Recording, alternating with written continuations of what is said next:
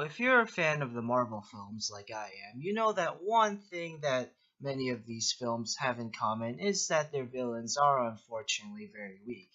It's almost become a cliche for the villain to suck.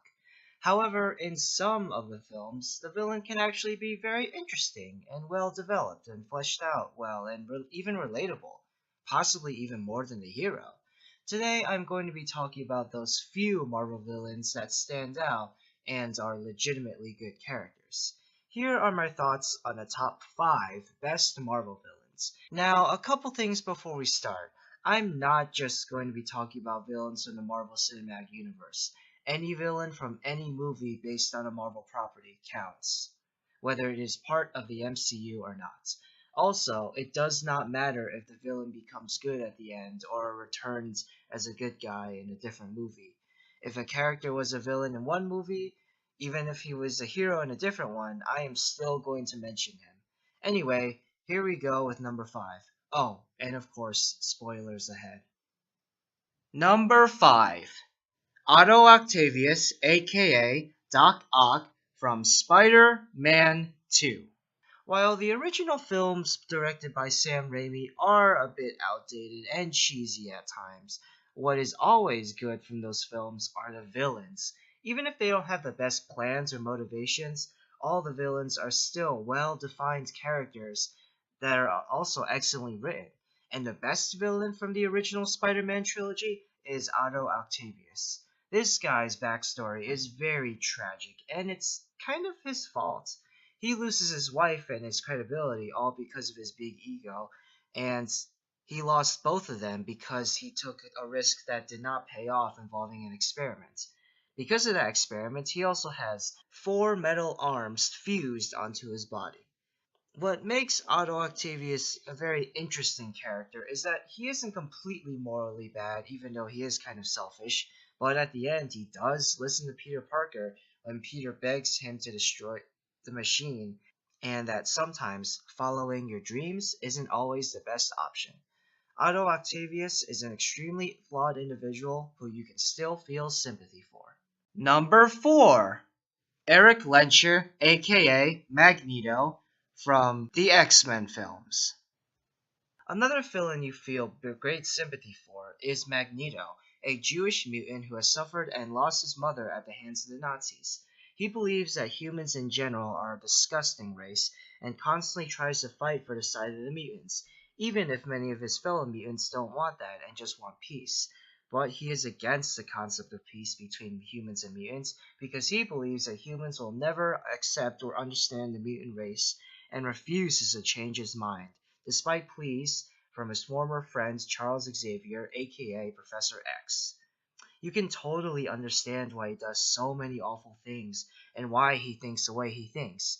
Magneto is a surprisingly relatable and cool villain, and both Michael Fassbender and Sir Ian McKellen do a great job playing this interesting character. Number 3. Loki from the Avengers. When I saw the first Thor movie, I thought that Loki was an interesting character that the filmmakers didn't do enough with.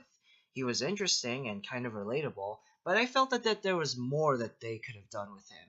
Well, what they didn't do in the first Thor movie, they did do with him in the first Avengers film. Although Loki doesn't really grow as a character and his plan is kind of dumb, you just can't deny how charismatic and charming he is, and Tom Hiddleston does a great job being both funny and surprisingly menacing at the same time. Every time Loki is on screen, you can't help but admire how cool he is, even if his character isn't written that well. Despite the flaws with developing this character, Loki is still a cool character that continues to be cool to this day. Number 2. Eric Killmonger Stevens, aka Ninja Daka, from Black Panther. The best villains are the ones who are not just relatable, but also parallel the hero, and can even get him to change his mindset on the main conflict of the movie. Just like the Vulture, Killmonger has been betrayed by those he thought he could trust. He is hurt not just by what the people of Wakanda did to his family, but he is also disturbed that Wakanda has all this technology and they don't share it with the rest of the world. He is somewhat justified in his thinking, and he does want what's best for the world, but he goes for his goals in all the wrong ways. Michael B. Jordan is fantastic as Killmonger and is able to portray this broken man who thinks that what he is doing is right, even if it means starting a literal war.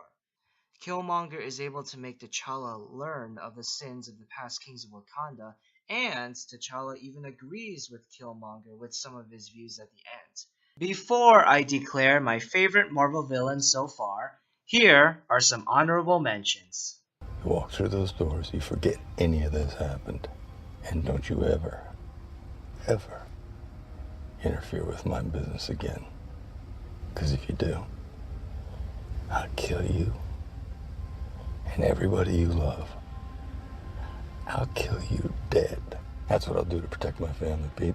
Разведь!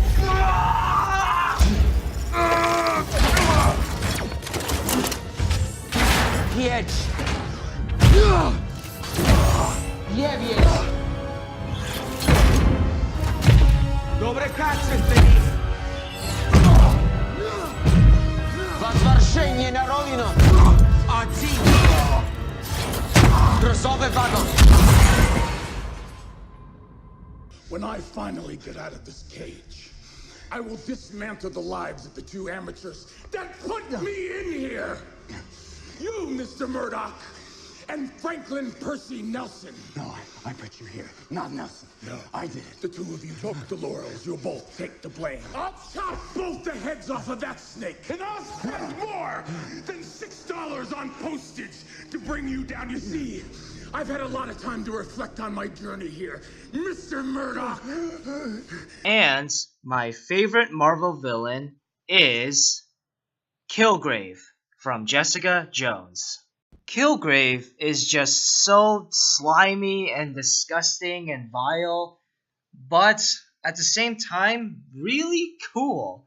Kilgrave is the main antagonist in the first season of Jessica Jones, and he has the ability to basically make anybody, anywhere, do whatever he wants.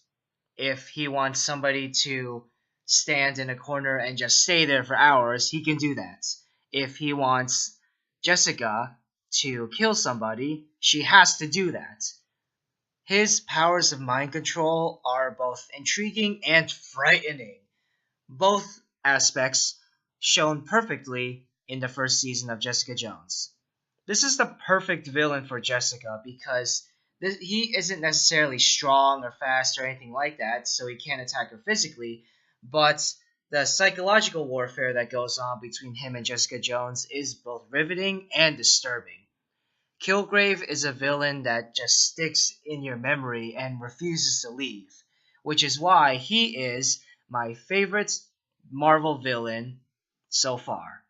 Oh, and David Tennant is perfectly cast as Kilgrave.